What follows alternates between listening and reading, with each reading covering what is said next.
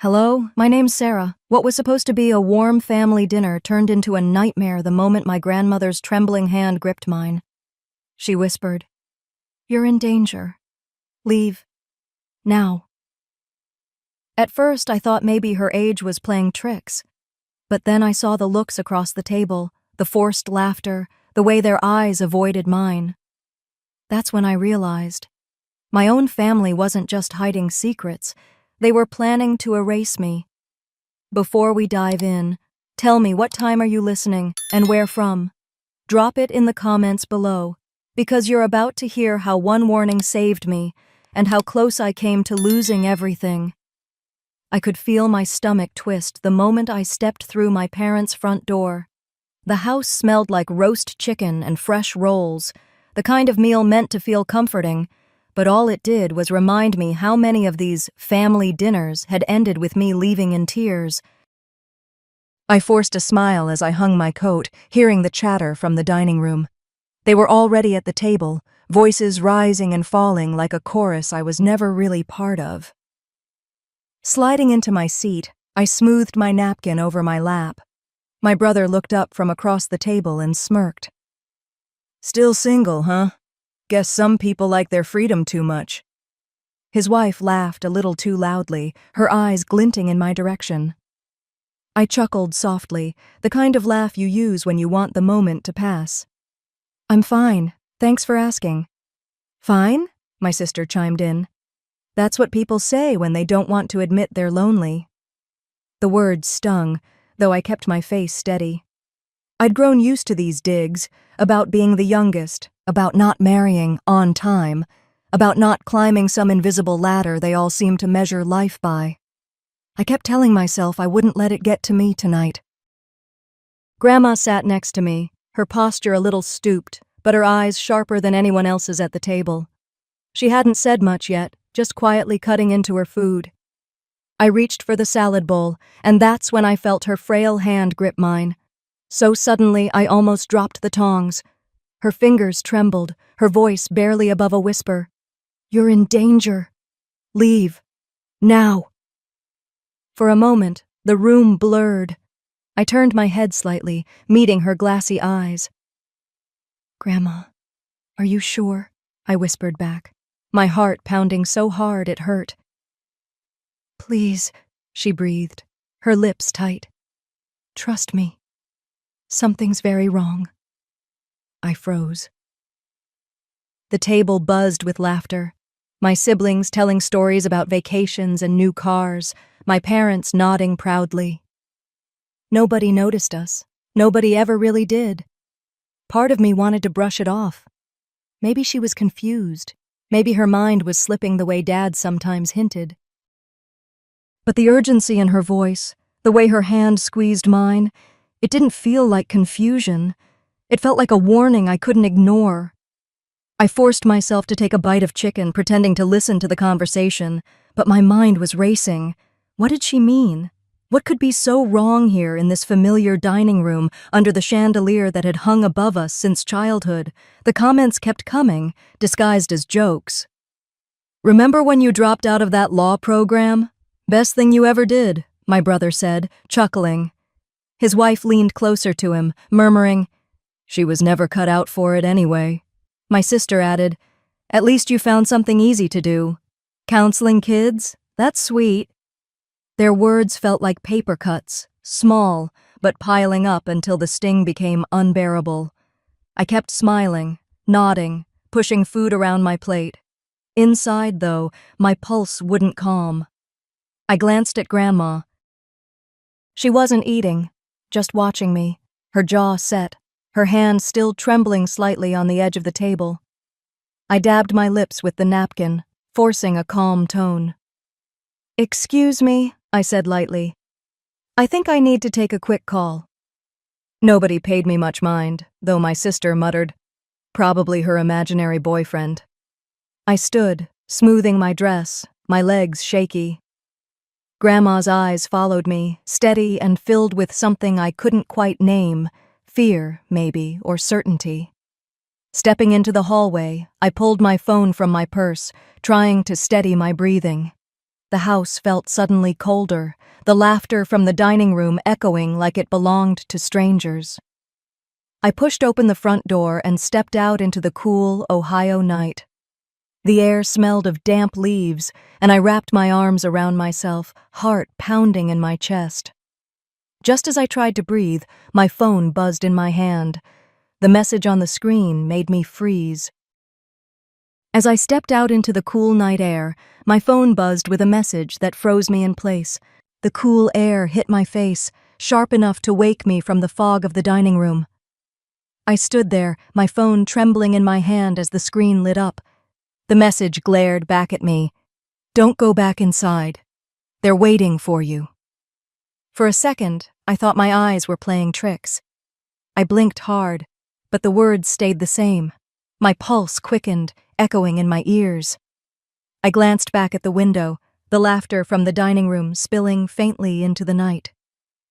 Through the glass, my family looked like they were having the perfect evening, clinking glasses and smiling.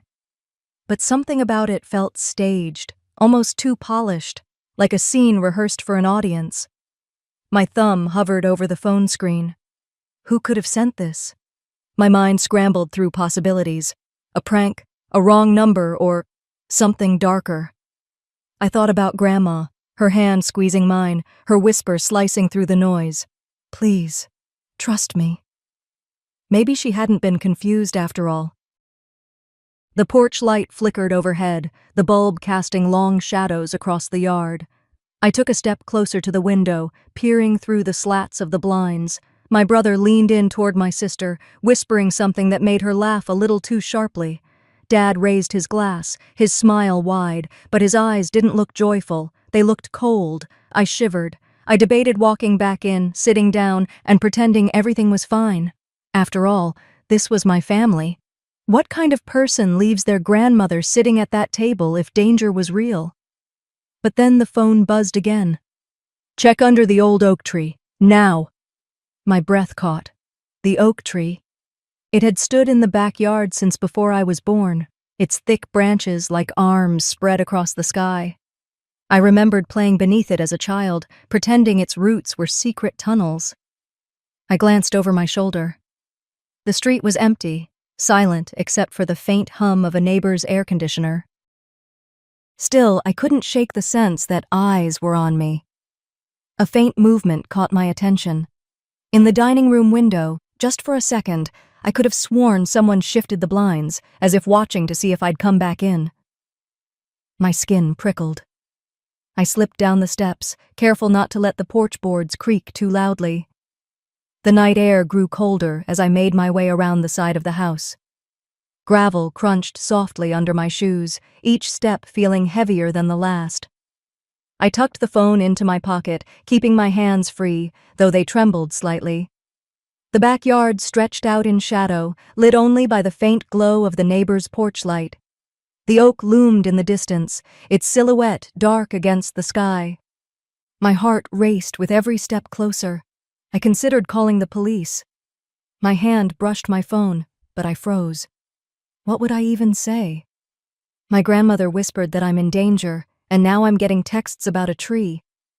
They'd think I was paranoid. Maybe even delusional, and if it was my family behind this, they'd know I'd called. I reached the tree, its roots gnarled and breaking through the soil.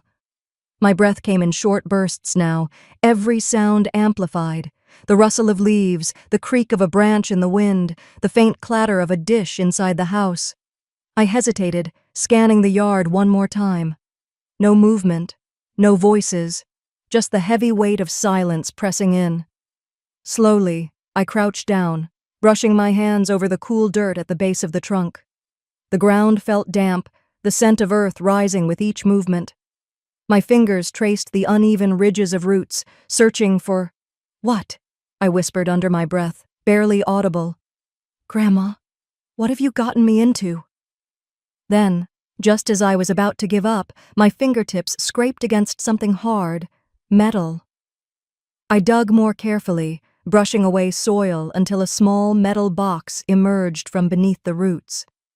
My chest tightened, my pulse hammering. Who had put this here? And why now? As I wrapped my fingers around it, a new thought struck me. What if someone was watching me right now, waiting to see if I'd find it? I swallowed hard, gripping the box tighter. Whatever was inside, it wasn't meant for just anyone to find. And it might be the reason Grandma had told me to leave. My breath hung in the cool night air as I steadied the small metal box in my lap. The ground was damp where I knelt, earth clinging to my fingers as I brushed away the last bit of soil. The box was old, its corners worn, the latch stiff with rust. For a moment, I just held it, listening to the muffled laughter drifting from the dining room. The sound should have been comforting. It had been years since I'd heard my whole family together like that. But tonight it felt wrong. Too loud, too cheerful. I slid my thumb under the latch and forced it open. The creak seemed far too loud for the quiet yard, and I froze, glancing back toward the glowing windows of the house. No movement, just the shadows of my siblings moving around the table, wine glasses in their hands. Inside the box, a bundle of papers lay folded neatly, their edges yellowed with age. On top sat a small flash drive, its silver body gleaming faintly under the porch light. My chest tightened as I picked up the papers first. The top page was a property deed, our family home. My eyes darted over the legal words until they caught on the names at the bottom. Not mine. I shuffled quickly through the stack, my heart pounding harder with each page. The second was a handwritten will, the paper fragile from years of handling. The handwriting was unmistakable, my grandmother's, neat and deliberate. I skimmed to the section I dreaded most. My name wasn't there. Where I should have been listed, my sister's name was written instead. My throat went dry. Grandma had always told me the house and land would be divided fairly among us, that all of her children and grandchildren would be treated equally. But here I was, erased. The world tilted. 100 small moments slammed into me all at once. My mother's casual dismissals when I asked about family finances. My sister's smug smile last Thanksgiving when she mentioned taking over someday. Even Dad's silence, that blank stare when I brought up the future of the house I'd poured years into maintaining. I'd brushed it all off, told myself I was being too sensitive. Now I saw it for what it was. Preparation. My hands trembled as I set the papers aside and picked up the flash drive. A part of me hesitated. I wasn't sure I wanted to know what it held. But Grandma's whispered plea echoed in my head. Please, trust me. I pulled my phone from my pocket, slid the drive into a small adapter, and pressed play. At first, just static. Then her voice, frail but firm, as though she'd recorded it in secret. They planned this for months, she said. I tried to stop them.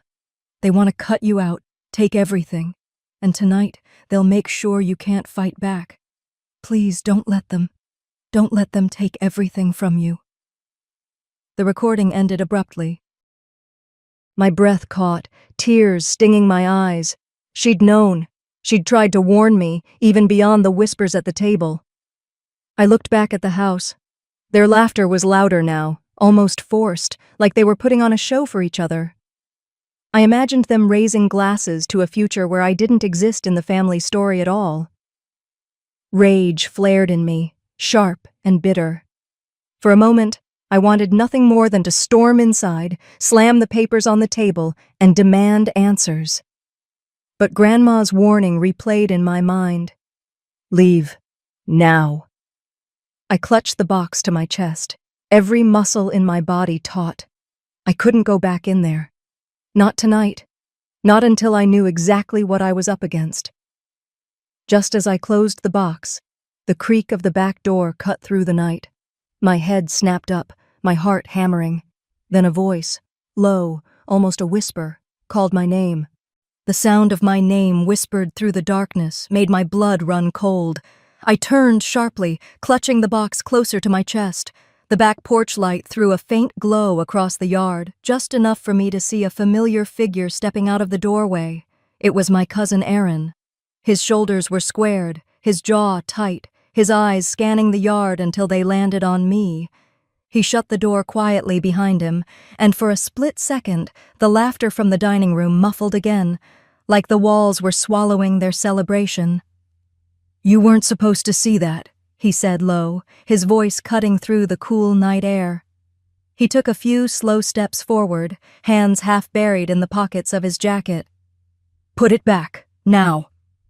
My pulse hammered in my ears. "What are you talking about?" I whispered back, trying to keep my voice steady, though every nerve in me screamed to run. He gave a dry, humorless laugh.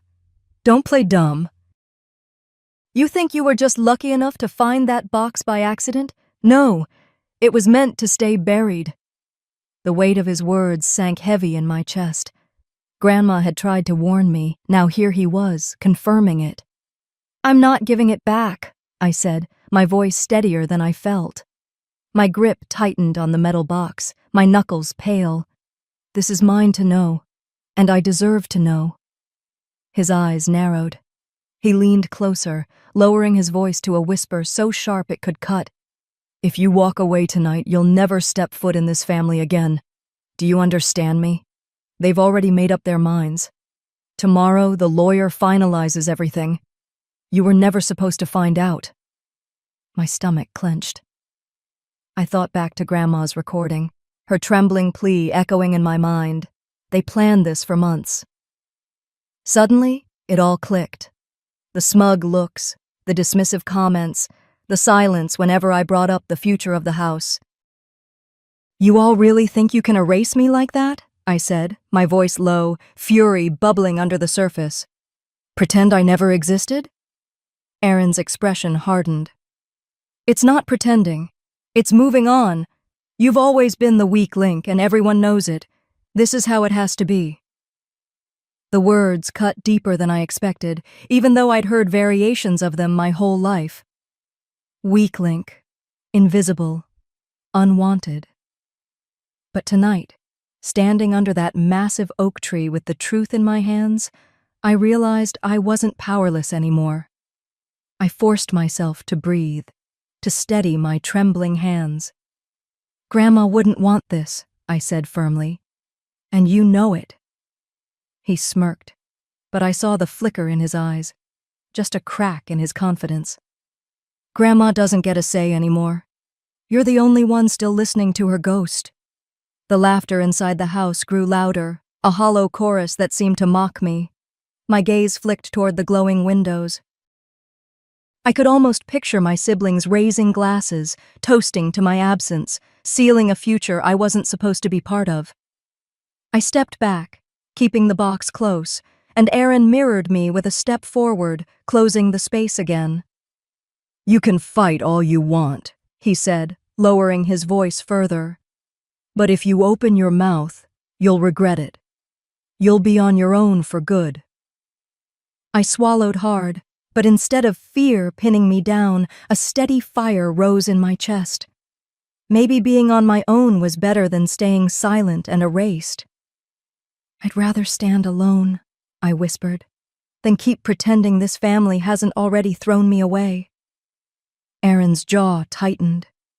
He reached out suddenly, his hand aiming for the box. My heart leapt into my throat, my grip instinctively locking around it. Before his fingers touched the lid, a sharp voice rang out from inside the house. "Where is she?" The room fell quiet.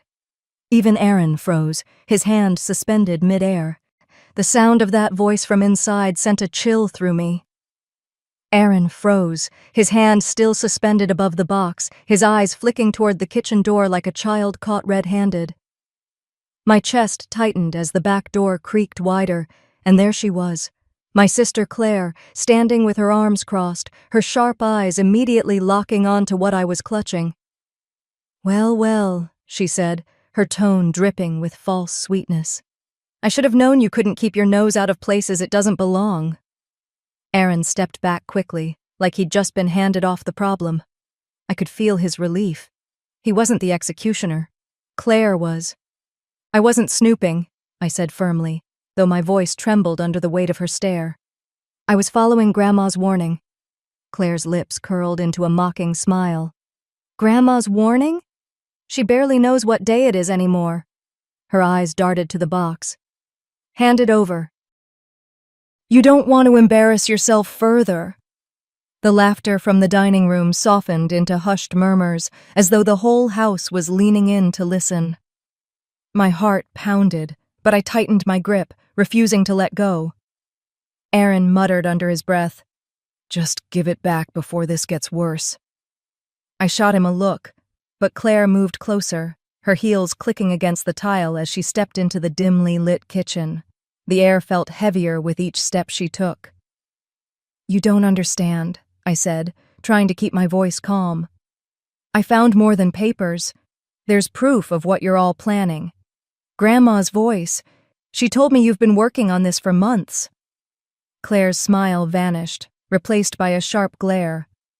"You've always been dramatic. You twist everything into some victim story." She leaned in so close I could smell the wine on her breath. "That's why nobody trusts you with real responsibility." The words cut, but I swallowed the sting. I wouldn't give her the satisfaction of seeing me break. Then, from the doorway, another voice, a fragile but steady one, broke the tension. "Let her explain." We all turned. Grandma stood there, small and frail, gripping the frame for support. Her eyes, though cloudy, held a clarity I hadn't seen in years. "Grandma," Claire started, forcing a laugh, "you should be resting. This isn't—" "Enough," Grandma interrupted softly, but her voice carried more power than I'd expected. "You think I don't know what you've been doing? I may be old, but I'm not blind." For a moment, silence blanketed the kitchen. I felt a surge of hope rise in me, enough to hold my ground. Claire's eyes flickered, her composure slipping before she forced it back. "Mom always said you were too sentimental," she hissed. "This isn't about you, Grandma. This is about the family. All of us agreed. It's time to cut her out. She doesn't belong in the decisions anymore." The words hit like a physical blow. My chest ached, but anger pushed its way through the hurt. "A family decision?" I repeated, my voice low but steady. "Or just you making sure I disappear once and for all?" Claire didn't flinch. "Call it whatever you want. Tomorrow the lawyer finalizes everything. You'll be out of the picture, legally and permanently. And frankly, it's for the best." My fingers trembled around the cold edges of the box, but I wouldn't release it. I looked at Grandma, her eyes brimming with a mix of sorrow and pride, and I realized this was the moment she had prepared me for. The kitchen walls seemed to press in around me, the muffled voices from the dining room turning into a steady hum, like a storm building on the horizon. I drew a deep breath, forcing down the panic, and met Claire's gaze head-on. For the first time in years, I didn't look away. "I'm not backing down," I whispered, my voice cutting through the tension like glass. I tightened my grip on the box, and for the first time in years, I looked my sister dead in the eye and said, "Not this time." Claire blinked. Just once. But it was enough. For the first time, I saw hesitation flicker in her carefully polished armor. Still, she didn't flinch for long. She leaned away, smoothing the front of her blouse like she hadn't just been challenged in front of Grandma, and the whole room. Someone cleared their throat behind us. I hadn't even noticed we'd drawn a crowd. My cousin Aaron was still near the patio entrance, half stepping in as if unsure whether to defend Claire or disappear. My parents had drifted into the living room now, their arms crossed, faces taut with a mixture of tension and embarrassment. Then came the voice of someone not from this family circus. "Well," the man said, stepping into the room with a leather folio tucked under one arm. "This is a lively start to a review meeting." He was tall, maybe late 50s, balding but clean-cut, with a flat Ohio accent that tried too hard to be calming. The kind of voice that said, "I'm just here to mediate," while quietly pushing pens into the hands of the wrong people. "Everyone, this is Mr. Demings," Claire said, with a faint smirk. "He's the estate attorney Mom retained before things declined." I shot a glance toward Grandma. She didn't blink, but her grip tightened on the armrest of the chair she'd sunk into. She hadn't spoken since that last firm statement. Her silence now felt loaded. Mr. Demings nodded politely at me, but didn't offer a handshake. Claire asked me to stop by tonight to walk through some updates. Procedural things. Just clarifying where the estate is and who's handling what. Claire waved a hand casually, like she was presenting a boring tax form instead of orchestrating a coup. It's just paperwork, cleaning up old stuff. Nothing personal. The box I still held in my lap felt heavier now, more like a weapon than evidence. Would now be a good time to go over a few documents? Mr. Demings asked, adjusting his glasses and pulling out a folder. Claire smiled. Perfect. He opened the folder and slid out a slim stack of forms. This version of the will, he began, consolidates authority under the primary listed executor. That would be Claire. It also excludes me, I interrupted. Doesn't it? He hesitated. It notes a change in beneficiary status, yes. And when exactly was that change made? Claire's voice cut through the tension. Months ago, after everything you pulled last year. What exactly did I pull, Claire? Showing up when Mom was sick? Paying for the mortgage when you ghosted the bills? Claire gave a little laugh, the kind that said she knew she had the upper hand. That's not how the records read. I stood slowly and placed the box on the coffee table. The room stilled. I was going to wait, I said quietly. But since we're doing this now, I opened the lid. Inside, neatly folded, were dozens of pages, bank transfers, check receipts, letters Grandma had written and never sent. One after another, I lifted them out, laying them across the coffee table like cards in a game of truth. This, I said, holding up a Wells Fargo statement, is the loan I took out when Mom was behind on the house. This is my signature. Not Claire's, not Dad's, mine. I picked up a note in Grandma's familiar looping handwriting. She used her savings to cover what we couldn't. She never told anyone. But I kept the receipts in case she ever needed to prove it. I didn't say anything after that. I didn't have to. Even Mr. Demings paused. His professional demeanor cracked just enough for me to catch it. Claire crossed her arms. So, what? You helped once? Doesn't make you a saint. I turned to her, my voice low. It was 6 years of helping. 6 years of being told I was ungrateful while I paid off the debt you all denied existed. The silence was sharp now. It cut deeper than any yelling could. And yet, I continued, you filed this paperwork. You tried to erase me, to claim I was unstable, unpredictable. Is that what you told him? I gestured to Mr. Demings. That I couldn't be trusted? Claire didn't answer. I stepped back, chest tight but steady. So tell me again. Who's really been holding this family together? Nobody moved. Then, slowly, Grandma reached forward and touched the nearest receipt with trembling fingers. She didn't speak. She didn't have to. Her eyes met mine, and in them was something I hadn't seen in years. Pride. I looked back at Claire. Her jaw was clenched, knuckles white. But her gaze wasn't at me anymore. It was locked on the box, calculating. And then, without missing a beat, my sister leaned forward and whispered, You think that will save you? Watch me. Her words hit me like a slap. Watch me. For a moment, the room went still. The air felt heavy, like we were all waiting for the floor to give way. Claire leaned back, folding her arms, eyes glinting like she had already won. The lawyer cleared his throat, the sound scraping against the silence. He reached into his leather folio with deliberate calm, sliding out a neatly stapled packet. Since tensions are running high, he said smoothly, I think it's best we bring some clarity. Claire has asked me to share a document that may resolve the confusion. I felt my stomach twist as he placed the packet squarely in the center of the table. He tapped the first page with his index finger. This is an agreement, signed some years back. It states that you, Evelyn, he looked at me with feigned sympathy, willingly relinquished your rights to certain assets in the estate. It was witnessed and dated. Gasps rippled from the few cousins sitting in the background, their forks frozen halfway to their mouths. Someone muttered, "She signed it?" I stared at the paper, the bold strokes of a signature at the bottom. My name, but not my hand. Claire smirked.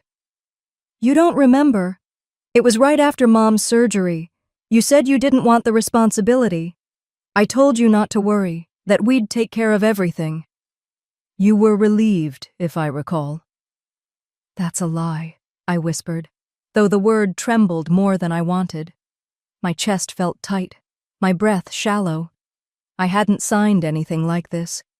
But the ink on the page mocked me, daring me to prove otherwise.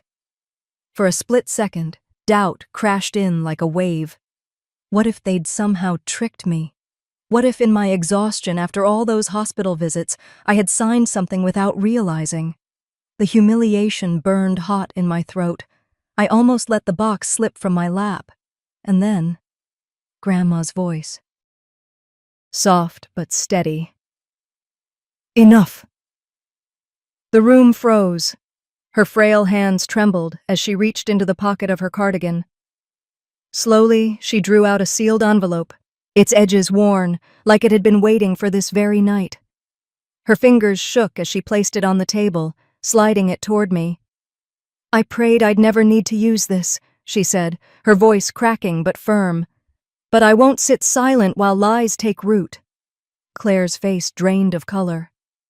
"Grandma, don't—" But Grandma raised her hand, silencing her. She nodded at me. "Open it, child." With shaking hands, I tore the seal. Inside were notarized letters, receipts, and a sworn witness statement, dated the very same week as the so-called agreement. My eyes blurred as I scanned the words. The witness, a longtime family friend, had confirmed I was never present for such a signing. The notary seal gleamed faintly in the dim light. At the bottom was Grandma's own note, written in her familiar cursive. "If you are reading this, Evelyn, it means they tried to erase you. Do not let them." The room erupted in whispers. My cousin Aaron muttered, "So it was all lies."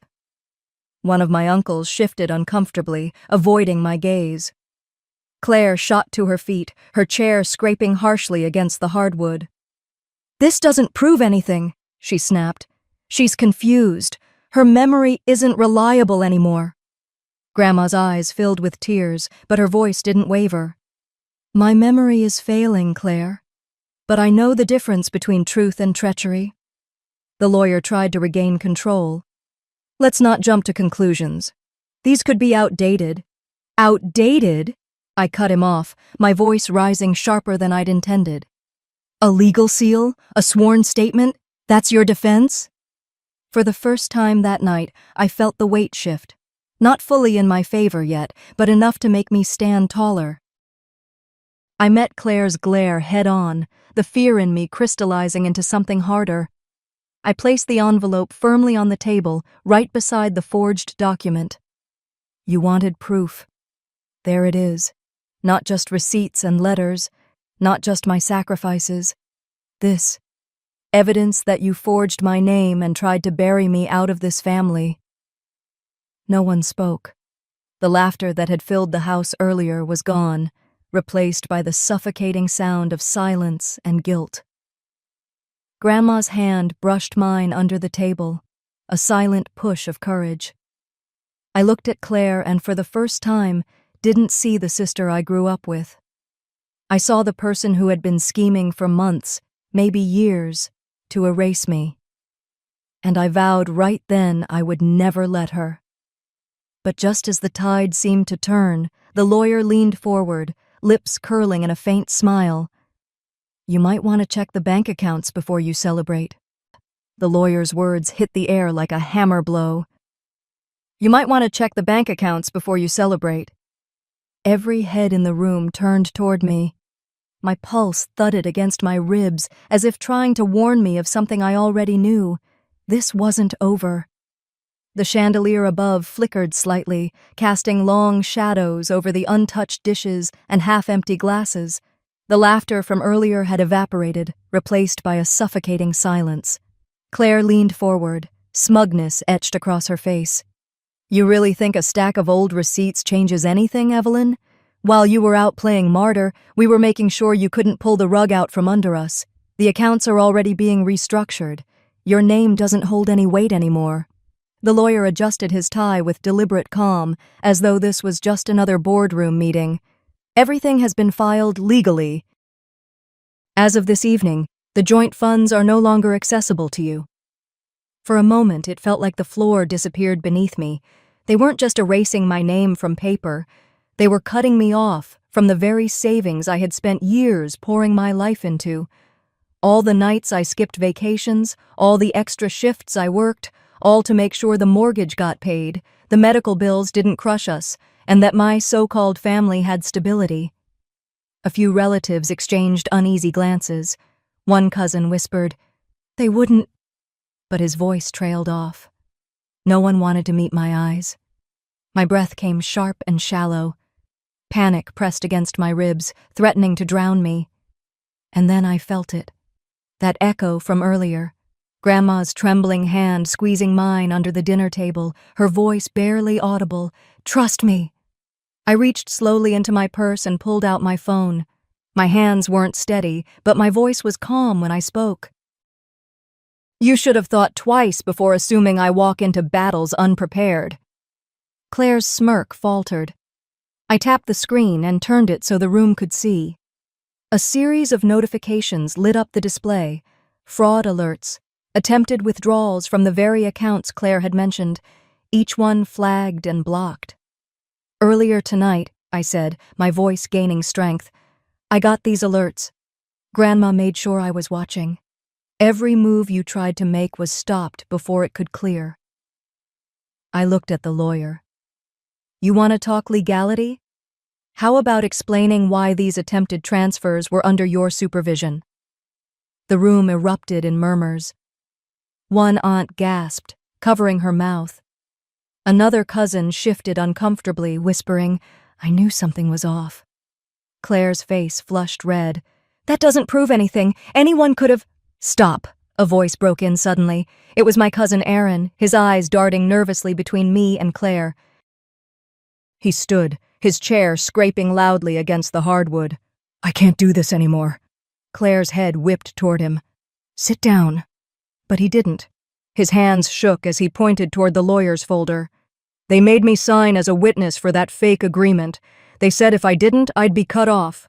I didn't know how far it would go. I thought it was just a formality. But this," he gestured toward my phone. "This is too far." Gasps filled the room. One of the older relatives muttered, "So it was all lies." The lawyer's calm mask slipped for the first time, sweat forming at his hairline. Claire's voice rose, sharp and desperate. "You spineless coward! Do you know what you've done?"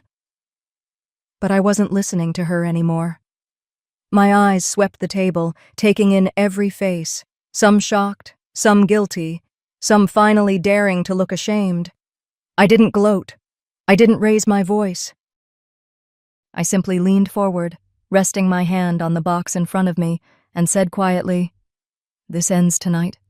No more silence. No more pretending." No one moved. The weight of my words hung heavy, pressing down on all of us.